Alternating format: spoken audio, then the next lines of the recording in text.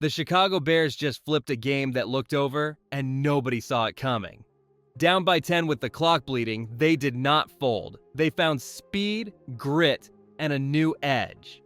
Critics were waiting to pounce on the quarterback. The pass rushers across from him were monsters. Yet something changed. What nobody is talking about is the way this team now attacks late, calm faces, fast feet, and a plan that turns panic time into their time. Here is the twist. The offense started dictating. The tempo jumped, the motions looked cleaner, and the line won the snaps that mattered. DeAndre Swift hit seams, Kyle Monangai finished runs, and the quarterback used his legs only when the defense forgot he could. The balance was real with over 170 rushing yards on the board, and the trust kept growing with Rome Odunze and Colston Loveland in high stress downs. The shocking part is how simple it looked, like a team that finally knows exactly who it is. This might change everything, because if Chicago can start with that rhythm, instead of waiting for chaos, the ceiling moves.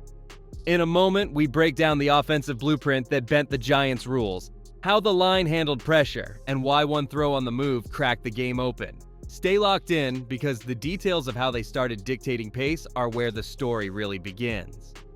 But before we get into that, hit that like and subscribe button for more Bears and all the NFL content. Let's aim 250 likes on this video. Chicago started tilting the field with smart structure and calm timing. They showed heavy looks, then slipped into space with motion that forced the Giants to declare early. Play fake pulled eyes, the boot flipped leverage, and the backside became free grass. The line sorted the first threat inside while the edge rusher got trapped by the quarterback's change of direction. What nobody is saying out loud is how early snaps set the trap for late ones. The same picture kept showing up, then the call changed at the last second and the defense chased shadows.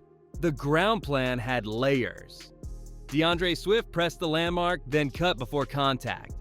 Kyle Monangai handled the bruising yards that drain a front. The quarterback kept only when the angle was clean, which is why the scrambles felt like daggers and not hope plays. When the Giants widened to stop the edge, the ball snapped back inside. When they pinched, the ball bounced outside. That is the sign of a group that is reading rules, not just running plays. And it is why third downs started to feel shorter than the marker. Numbers told the story without shouting. Swift moved the chains with 6.2 per carry rhythm. The quarterback punished soft lanes with 7.9 per rush. And the offense stayed ahead of schedule, so the entire call sheet stayed alive. The real key was how routes paired with the action. Rome Odunze sat in the window that the fake created. Colston Loveland found grass behind linebackers who stepped up.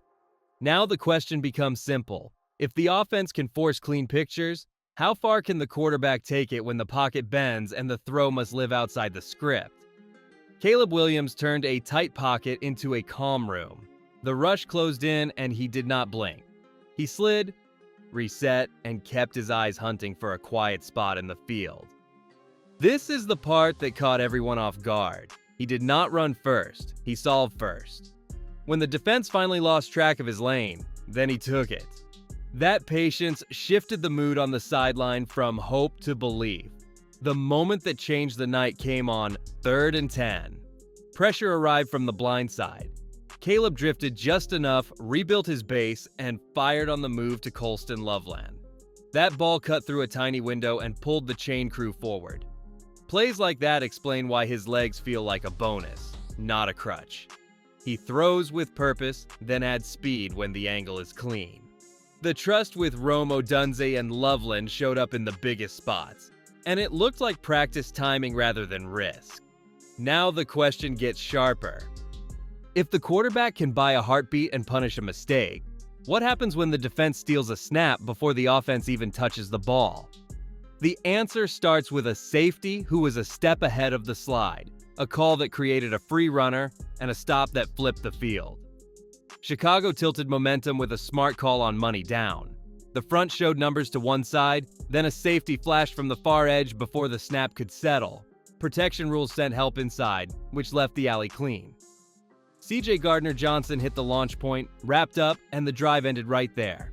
No panic, no gamble, just a perfect read on how the block plan would sort bodies. That was not a one-off flash. The interior closed space while the ends squeezed escape lanes, and the back end held its picture long enough for the rush to arrive. Montez Sweat walked the tackle back, Grady Jarrett knifed through the gap, and the quarterback never found a clean window.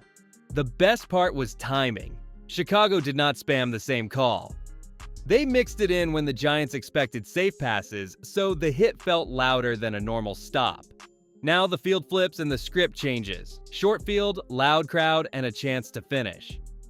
The next layer is the quiet work that makes those moments possible.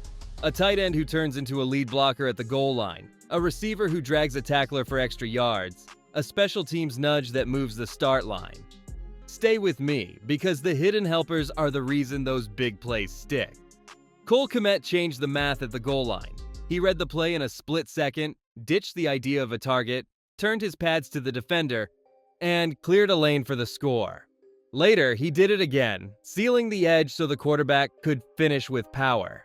That choice is quiet. It does not show up in highlight reels, but it turns red zone guesses into sure points. Luther Burden kept drives alive with strength after the catch.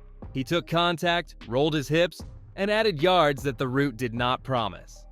Darnell Wright set the tone on the edge. Strong hands, steady footwork, and a finish that took the air out of a rush. Those plays do not get a graphic, yet they tilt field position, they shorten the next series, and they give the offense a fresh breath when the game feels tight. Special teams nudged the start line at the right time, and the offense cashed in without blinking. That is the hidden chain. One small win after another until the door finally opens.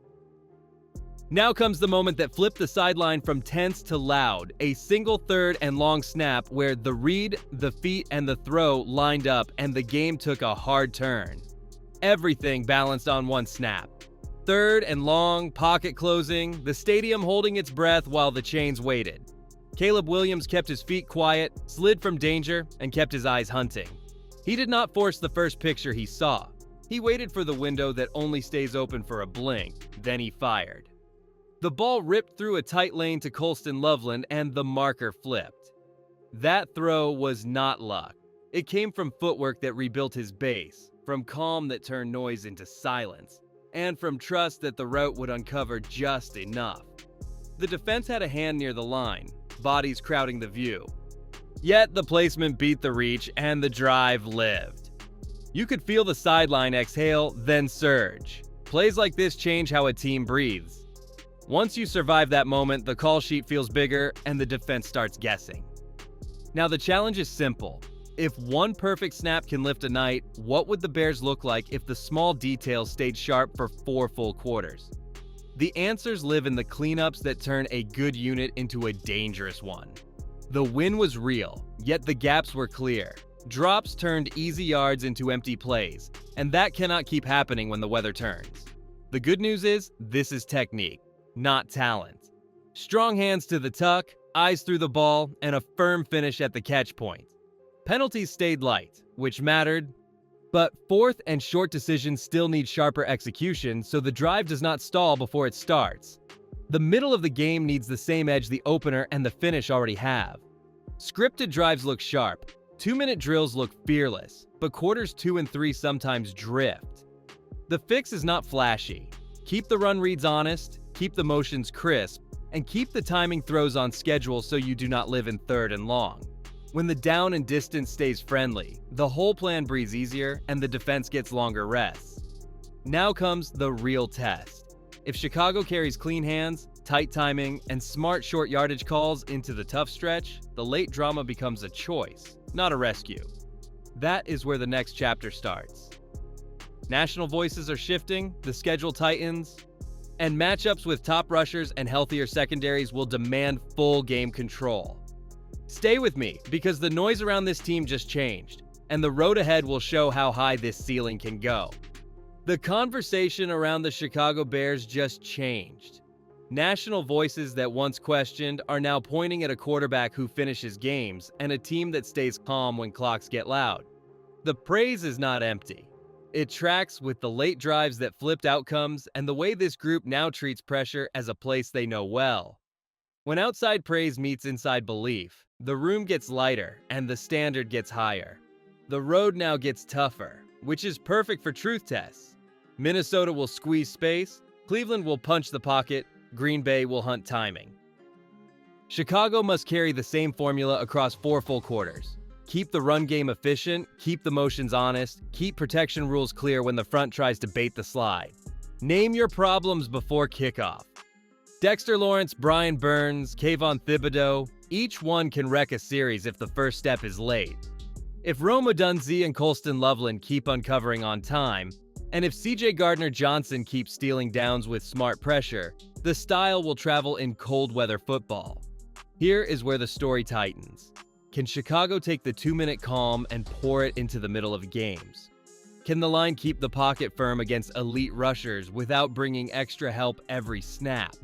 Can the offense force clean pictures so the quarterback can choose when to strike with his legs or his arm? Stay with me, because next we map the exact matchups and the plan that can turn a good surge into a true identity.